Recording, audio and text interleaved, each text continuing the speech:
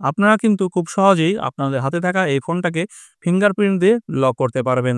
আর কিন্তু কোনো প্যাটার্ন বা পাসওয়ার্ডের প্রয়োজন হবে না। শুধুমাত্র আপনার ফোন খুলবে আপনার টাচেই। তো কি করে আজকে আপনারা আপনাদের হাতে থাকা স্মার্টফোনকে ফিঙ্গারপ্রিন্ট দিয়ে লক করবেন সেটাই আজকে দেখিয়ে দেবো। তো চলুন বন্ধুরা, আজকের ভিডিওটা স্টার্ট করি। আপনাদের কাছে যে কোনো কোম্পানির ফোন থাক না কেন, এখন কিন্তু প্রায় প্রত্যেকটা ফোনেই এই অপশনটা থাকে। হয়তো আপনারা অনেকেই জানেন না যে কোথায় থাকে বা কি করে অ্যাক্টিভ করতে হয়।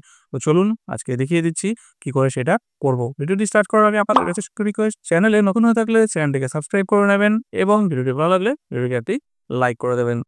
তো কাজটি করার জন্য আমাদেরকে প্রথমে কি করতে হবে? আমাদেরকে প্রথমে আমাদের ফোনের সেটিংস অপশনটা ওপেন করে নিতে হবে। ওপেন করার পরে আমরা এখান থেকে স্ক্রল ডাউন করে উপরে তুলে নেব। তুলে নেওয়ার পরে এখানে একটা অপশন পাবো পাসওয়ার্ড অ্যান্ড সিকিউরিটি। এখানে ট্যাপ করব।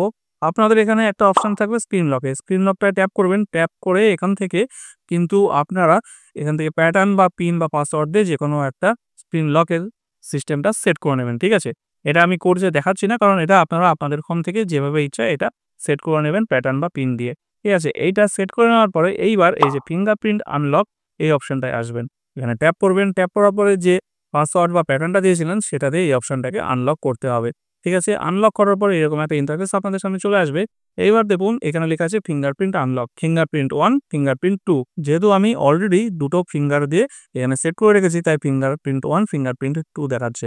আপনাদের যদি সেট না করা থাকে তাহলে কিন্তু শুধুমাত্র প্রথমে ফিঙ্গারপ্রিন্ট 1 লেখাটাই দেখাবে। তো যেহেতু আপনাদের কিছু সেট করা নেই সেইজন্য ফিঙ্গারপ্রিন্ট 1 যেটা দেখাবে সেখানে টাচ করবেন। আমি এখানে অ্যাড ফিঙ্গারপ্রিন্টে টাচ করে দেখিয়ে দিচ্ছি যে কি করে করতে হবে। টাচ করবেন, টাচ করলে আবার আপনাদের কাছে একটা প্যাটার্ন বা পিন যেটা দিয়ে রেখেছিলেন সেটা চাইবে। আমার এখানে সেটা চাইছে। হয়তো আপনাদের কাছে এখন স্ক্রিনটা ব্ল্যাক দেখাচ্ছে।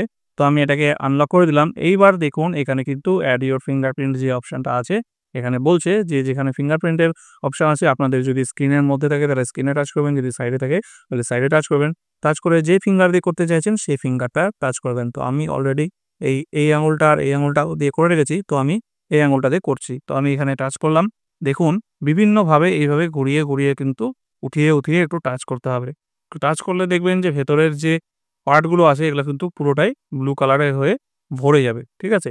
যখন এটা সম্পূর্ণভাবে ভরে যাবে তখন কিন্তু এটা কমপ্লিট হয়ে যাবে। সেজন্য আপনাদের আঙুলটাকে একটু, একটু করে উঠিয়ে এদিক সেদিক করে ভালোভাবে কিন্তু টাচ করে দিতে হবে, যাতে আপনাদের পুরো আঙুলের যেকোনো জায়গাটায় টাচ করলে আপনাদের আনলকটা সম্পূর্ণ হয়ে যায়। এইভাবে করার পরে দেখুন এখানে অ্যাড সাকসেসফুল হয়ে গেছে। এখানে ফিঙ্গারপ্রিন্ট নেম, ফিঙ্গারপ্রিন্ট 3 আছে। এখানে আমি ডান করে দিলাম। ঠিক আছে? তাহলে আমার দেখুন ফিঙ্গারপ্রিন্ট 1, 2, 3 তিনটে আঙুলে কিন্তু আমি সেট করেছি। এইভাবে আপনারা চাইলে যেকোনো হাতের যেকোনো আঙুলে করে রাখতে পারেন। ঠিক আছে? করার পরে ডান করে দেবেন। ডান করে দিলে কিন্তু কাজ কমপ্লিট। এইবার আমরা এখান থেকে ব্যাক করে চলে আসি। ঠিক আছে? ব্যাক করে চলে এলাম। স্ক্রিনটাকে লক করে দিলাম। এইবার যখনই আমি এই আঙুলটা দিয়ে করেছি, এই আঙুলটা দিয়ে আমি এখানে টাচ করব। দেখুন স্ক্রিনটা কিন্তু আমার আনলক হয়ে আছে। দেখুন স্ক্রিনটা আনলক হয়ে গেল। ঠিক আছে?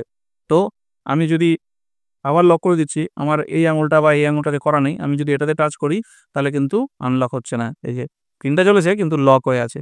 ঠিক আছে? আমি এটাতে করেছি, এটাতে যখনই টাচ করব তখন কিন্তু দেখুন স্ক্রিনটা আমার আনলক হয়ে গেল। এইভাবে কিন্তু আপনারা আপনাদের ফোনে খুব সহজেই ফিঙ্গারপ্রিন্ট দিয়ে লক করতে পারবেন। তো বন্ধুরা, ভিডিওটি কেমন লাগলো অবশ্যই কমেন্ট করে জানাবেন। ভিডিওটি ভালো লাগলে একটা লাইক করবেন এবং চ্যানেলটাকে সাবস্ক্রাইব করে নেবেন।